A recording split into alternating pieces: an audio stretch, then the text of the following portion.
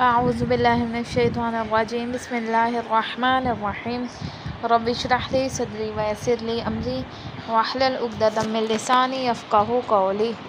السلام علیکم، امید ہے کہ آپ سب خیریت سے ہوں گے۔ آج کا ہمارا درس مسئلہ نمبر 1051 سے ہے۔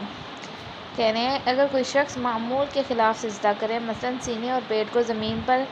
نکالے یا پاؤں کو کچھ لمبا کر دے، چنانچہ اگر کہا جائے کہ اس نے سجدہ کیا ہے تو اس کی نماز صحیح ہے، لیکن اگر کہا جائے کہ لیٹ گیا ہے اور اس پر سجدہ کرنا صادق نہ آتا ہو تو اس کی نماز باطل ہے۔ ٹھیک ہے، یعنی سجدے میں اگر تو لگ رہا ہے کہ سجدے میں گیا ہے تو پھر تو ٹھیک ہے، لیکن اگر کوئی دیکھ کے کہہ دے کہ یہ تو لیٹ ہی گیا ہے یا پھر اس کا سجدہ ٹھیک نہیں ہے تو پھر اس کی نماز باطل ہو جائے گی۔ سجدے کا یا دوسری چیز جس پر نماز پڑھنے والا سجدہ کرے، ضروری ہے کہ جتنی مقدار پر سجدہ صحیح ہے اتنی مقدار پاک ہو، لیکن اگر مثال کے طور پر سجدے گاہ کو نجس فرش پر رکھ دیا جائے یا سجدے گاہ کی ایک طرف نجس ہو اور وہ پیشانی پاک طرف رکھیں، یا سجدے گاہ کے اوپر کی طرف کچھ حصہ پاک اور کچھ نجس ہو لیکن پیشانی کو نجس نہ کرے تو کوئی حرج نہیں ہے۔ ٹھیک ہے، یہاں پہ یہ بات کریں کہ اگر ایک شخص ہے، اس کا سجدے گاہ جو ہے وہ سائڈ سے نجس ہو گیا یا کوئی مسئلہ ہوا، لیکن اس نے جو پیشانی تھی وہ پاک جگہ پر ہی رکھی ہے تو پھر اس کی نماز ٹھیک ہے، لیکن اگر پورا سجدے گاہ نجس ہو جاتا ہے تو اس کو پاک کرنا ضروری ہے۔ ٹھیک ہے،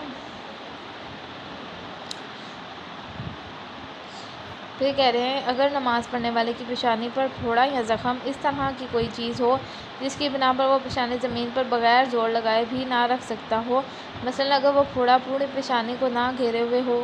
تو ضروری ہے کہ پیشانی کے صحت مند حصے سے سجدہ کرے، اور اگر پیشانی کی صحت مند جگہ پر سجدہ کرنا ہے اس بات پر موقوف ہو کہ زمین کو کھودے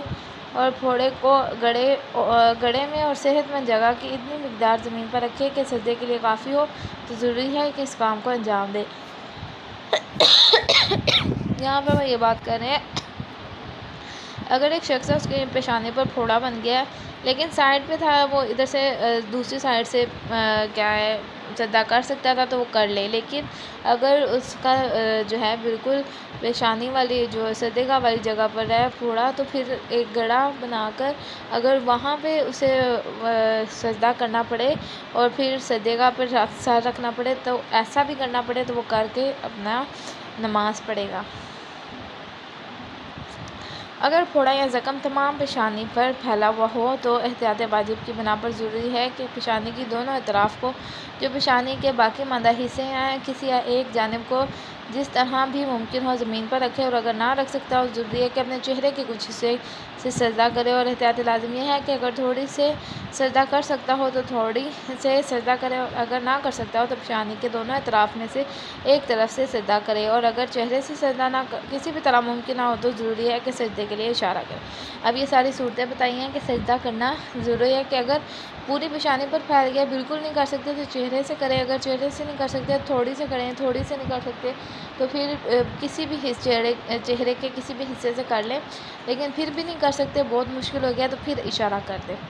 کریں جو شخص بیٹھ سکتا ہو لیکن پیشانی زمین پر نہ رکھ سکتا ہو، اگر اتنا جھک سکتا ہو جسے عرفاً سجدہ کرنا کہا جا سکے، ضروری ہے کہ اتنا جھکے اور سجدہ گاہ یا کسی دوسری چیز کو جس پر سجدہ صحیح ہو کسی بلند چیز پر رکھ لے اور اپنی پیشانی اس پر رکھے، لیکن ضروری ہے کہ اگر ممکن ہو تو ہتھیلیوں اور انگوٹھوں اور پاؤں کے انگوٹھوں کو معمول کے مطابق زمین پر رکھے۔ ٹھیک ہے، یہاں پہ وہ یہ کہہ رہے ہیں کہ اگر ایک شخص ہے وہ بیٹھ تو سکتا ہے لیکن پیشانی زمین پر نہیں رکھ سکتا، لیکن اتنا جھک جائے کہ عرفاً کہا جا سکے کہ یہ سجدہ کرا ہے تو ٹھیک ہے، لیکن اگر نہیں جھک سکتا تو سجدے گاہ کو اوپر والی جگہ پر رکھ لیں اور سجدہ پیشانی سے لگا کر سجدہ کر لیں، اور ممکن ہو تو ہتھیلیوں اور گھٹنوں اور پاؤں کے انگوٹھوں کو بھی معمول کے مطابق ہی زمین پر رکھے۔ یعنی مذکورہ فرض میں اگر کوئی ایسی بلند چیز نہ ہو جو مذکورہ یعنی پیچھے جو بتایا ہے کہ سجدے گاہ کو اوپر والی کسی جگہ پر رکھ لے، وہ کہہ رہے ہیں کوئی ایسی بلند چیز نہ ہو جس پر نماز پڑھنے والا سجدے گاہ یا کوئی دوسری چیز جس پر رکھنا سجدہ کرنا صحیح ہو رکھ سکے، اور کوئی شخص بھی نہ ہو مثلا سجدے گاہ کو اٹھائے اور پکڑے تاکہ وہ شخص اس پر سجدہ کرے، تو ضروری ہے کہ سجدے گاہ یا دوسری چیز کو جس پر سجدہ کر رہا ہو ہاتھ میں اٹھائے، پھر اس پر سجدہ کرے، ٹھیک ہے۔ یہ بتا رہے ہیں کہ اگر کوئی چیز نہیں ہے آپ کے پاس اور کوئی شخص بھی موجود نہیں ہے تو پھر آپ ہاتھ میں پکڑ کر سجدہ کر سکتے ہیں۔ اگر کوئی شخص بالکل ہی سجدہ نہ کر سکتا ہو اور اتنا جھک سکتا ہو اسے سجدہ نہ کہا جا سکے تو ضروری ہے کہ سجدے کے لیے سر سے اشارہ کرے، اور اگر ایسے بھی نہ کر سکتا ہو تو ضروری ہے آنکھوں سے اشارہ کرے، اور آنکھوں سے بھی اشارہ نہیں کر سکتا تو ضروری ہے دل میں سجدے کی نیت کرے، اور احتیاط لازم کے نام پر ضروری ہے کہ ہاتھ وغیرہ سے سجدے کے لیے اشارہ کرے اور واجب ذکر کرے، ٹھیک ہے۔ پھر کہہ رہے ہیں اگر کسی شخص کی پیشانی بے اختیار سجدے کی جگہ سے اٹھ جائے ضروری ہے کہ حتی الامکان اسے دوبارہ سجدے کی جگہ پر نہ رکھے، سجدے پر نہ جانے دے، قطع نظر اس کے کہ اس نے سجدے کا ذکر پڑھا ہو یا نہ پڑھا ہو، یہ ایک سجدہ شمار ہوگا۔ اگر آپ نے ایک سجدے پہ سر رکھ لیا اور آپ پھر دوبارہ اس سجدے سے سر نہ اٹھائیں، اگر آپ اٹھا کے دوبارہ رکھیں گے تو یہ پھر 2 سجدے ہو جائیں گے، ایک سجدہ شمار نہیں ہوگا۔ اگر سر کو نہ رو سکے اور بے اختیار دوبارہ سجدے کی جگہ پر پہنچ جائے تو وہ ایک ہی سجدہ، اگر آپ کے اختیار میں نہیں تھا غلطی سے ہو گیا تو پھر مسئلہ نہیں ہے، لیکن اگر واجب ذکر ادا نہ کیا ہو تو احتیاط مصب یہ ہے کہ ذکر ادا کرے، لیکن ضروری ہے کہ اسے قربت متعلقہ کی نیت سے کہے، اس کے جزو نماز ہونے کا قصد نہ کرے، ٹھیک ہے۔ یہاں بھی یہ کہہ رہے ہیں کہ اگر اس نے ابھی ذکر نہیں پڑھا تھا تو پھر مستحب یہ ہے کہ ذکر کو پڑھے اور پھر اللہ سے مطلب یہ ہے کہ اس کے قبول ہونے کی نیت کرے اور اسے نماز کا جز قرار نہ دے۔ کہہ رہے ہیں جہاں انسان کے لیے تکیہ کرنا ضروری ہے وہاں وہ قالین یا اس طرح کی کسی چیز پر سجدہ کر سکتا ہے۔ یہاں بھی یہ کہہ رہے ہیں کہ اگر ایک شخص اس نے کسی کو نہیں بتانا کہ وہ شیعہ ہے یا کچھ تو پھر وہ قالین پر سجدہ کر سکتا ہے، اور یہ ضروری نہیں کہ نماز کے لیے کسی جگہ جائے یا نماز کو اس کے لیے مؤخر کرے اور ایسی جگہ پر تکیہ کا سبب ختم ہونے کے بعد نماز ادا کرے، لیکن اگر اسی مقام پر چٹائی یا کسی دوسری چیز جس پر سجدہ کرنا صحیح ہو اگر وہ اس طرح سجدہ کرے کہ تکیہ کی مخالفت نہ ہو تو ضروری ہے کہ وہ قالین یا اس سے ملتی جلتی چیز پر سجدہ نہ کرے۔ اب یہاں بھی وہ کہنے ہیں اگر وہاں پہ چٹائی وغیرہ موجود ہے جس پر سجدہ کرنا صحیح ہے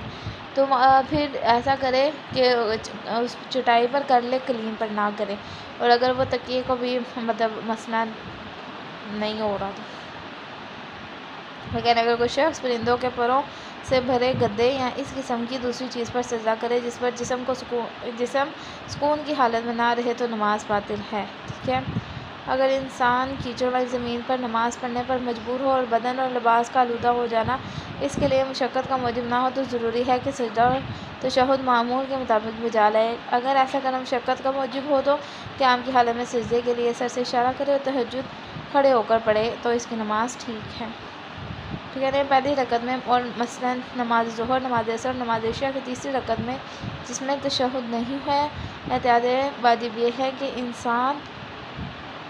دوسرے سجدے کے بعد تھوڑی دیر کے لیے سکون سے بیٹھے اور پھر کھڑا ہو، ٹھیک ہے۔ یہاں تک